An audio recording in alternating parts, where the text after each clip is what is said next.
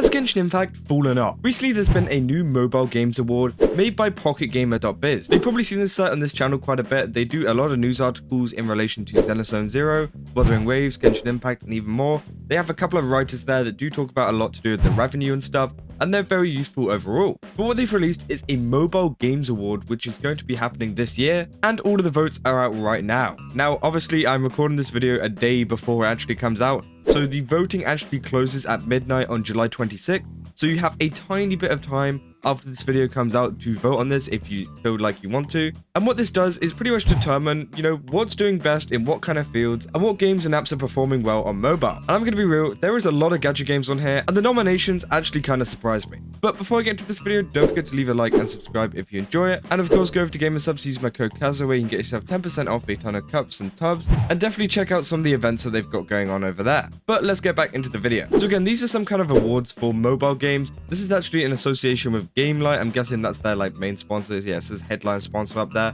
And pretty much what it is a People's Choice award. I mean, there's no kind of, judges or anything like that actually judge the game. There may be a separate category for that, but this is all to do with what the people think about these games and apps and how well they're doing. Now, there are a ton of categories. I mean, there are some that we definitely don't need to talk about, like advertising and UA service, best analytics tool. There is quite a lot of that to do with apps, but we do have a couple for games. And going into the first one here, which is best developer. So obviously the big gacha companies that have been out at the moment are Hoyoverse and Kuro Games. And Hoyoverse have actually been selected as one of the companies that you can vote for as best developer. But the thing that I was a little bit confused about was that there isn't actually any Kuro Games here, which is kind of surprising. It says any mobile games company with 11 or more staff that has released a game or has successfully grown an existing game between January 2023 and June 2024, as well as expanded their business and made an impact on the industry through innovation, creativity, and other initiatives. So again, Hoyoverse is a massive company and they've been working on games forever, so it does make sense why they'd be nominated for this, but I am very surprised that they didn't actually add Kuro Games on here, seeing as how much Wuthering Waves is featured in the other categories, which we will get into in a minute. But again, we got some other companies that you may recognize. We got NetEase Games and also Supercell. Those are some pretty big studios, and again, I don't know who's going to win this one. Maybe it might be Hoyoverse just because of the overall incentive. And they did actually say at the start that the companies can, ask people to go and vote for them. So maybe we'll see Hoyoverse win this, but I'm unsure. Maybe Supercell had a bit of a better year. They did release a new game, so we're gonna have to wait and see what happens. Then on to the next category, which is best audio/visual accomplishment. Now this one is amazing. We have Honkai Star Rail at second place on here, which again, Honkai Star Rail has some pretty decent sound and audio. I mean, a lot of the music has been great. The music from Robin has been really great. The sparkle music and stuff in the latest quest and also in her trailer have been really good. So again, they know how to cook, especially whenever it comes to the music. As for game sounds, I mean, they're pretty good.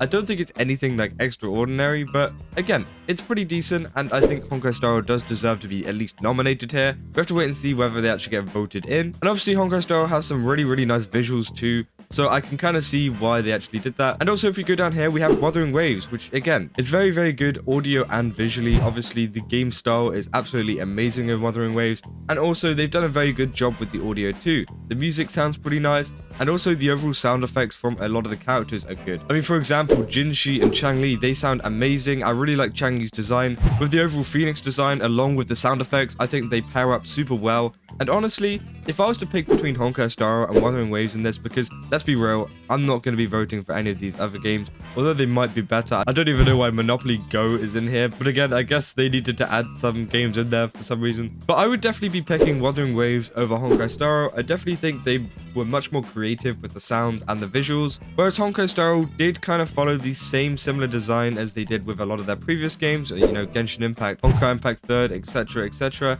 Not to say that they didn't improve the graphics and stuff overall. It looks really nice, and obviously the overall theme of it is very different. It's set in space, which obviously Genshin Impact isn't, but I don't think they did anything, pushing the boundaries. I mean, yeah, the overall theme songs and stuff, I guess they kind of did push the boundaries, because we haven't seen that in many other games, even in their older games too. But apart from that, I really think the Wuthering Waves has actually, gone out of their way to try to make the visuals and make the audio sound better, because they're a new game, and obviously they were trying to make it better since the first beta test. And obviously Wuthering Waves has a really distinct style where, it's kind of less saturated than a lot of other games, which I think works really well. And yeah, I think they definitely deserve best audio/visual accomplishment. Then finally, we've got the big one, which is Game of the Year. Obviously, this is out of all the mobile games. It says this award recognizes the finest mobile game experience released over the past 18 months based on creativity, play mechanics, technological, artistic, and overall achievement, innovation, audience engagement, and both critical and commercial success. To be eligible for this award, games must have been given a full release between January 2023 and June 2024.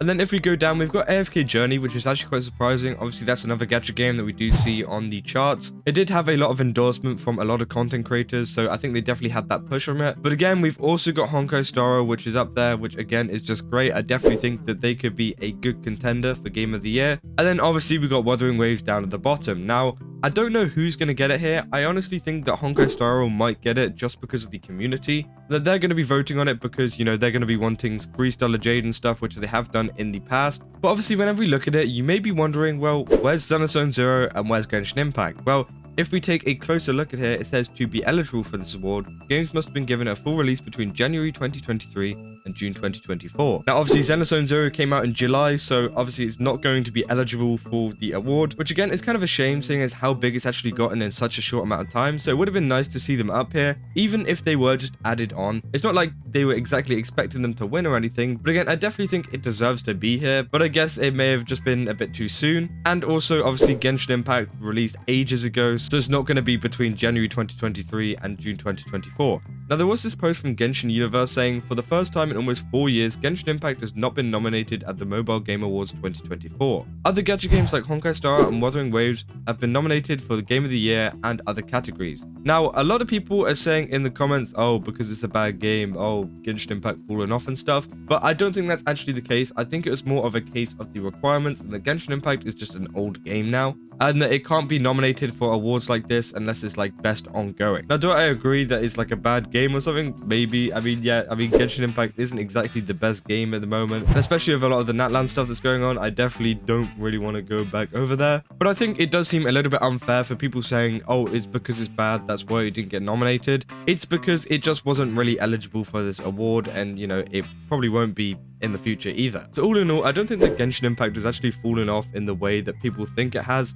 I think honestly it was just a case of eligibility and that people were taking this way out of proportion. Now obviously Genshin Impact has been going down in popularity over the years, and obviously with a lot of the stuff happening with Hoyoverse, I mean we've got the Chris Niyosis thing that happened and he's actually stepped down from his role. So people aren't happy with Hoyoverse in general because of, you know, that whole Honkai Star Rail stuff. But also with the whole Natlan stuff too, there's a lot of people leaving the game and people just getting fed up with the same old updates over and over and over again. But it would be interesting to see Genshin Impact come up in some kind of awards where, you know, there's ongoing games as well, where they can actually be nominated and be eligible to be nominated, and to see if they actually get in there. Because again, we have no clue whether Genshin Impact would have gotten into there if they, you know, did come out in 2023. My guess is that it probably would have. But again, we're going to have to wait and see for maybe another award show which might accept Genshin Impact into it and, you know, accept ongoing games into nominations. And I just thought overall it was a little bit unfair on that. Yeah, let me know down in the comments what you guys thought about this. Do you think the Honkai Star and Wuthering Waves deserve to be in the places that they are? And who do you think is going to win some of these awards? Because honestly, I definitely think that Honkai Star or Wuthering Waves has a chance at winning both of these awards. So again, we're gonna have to wait and see what happens with this. And yeah, the voting ends on the 26th,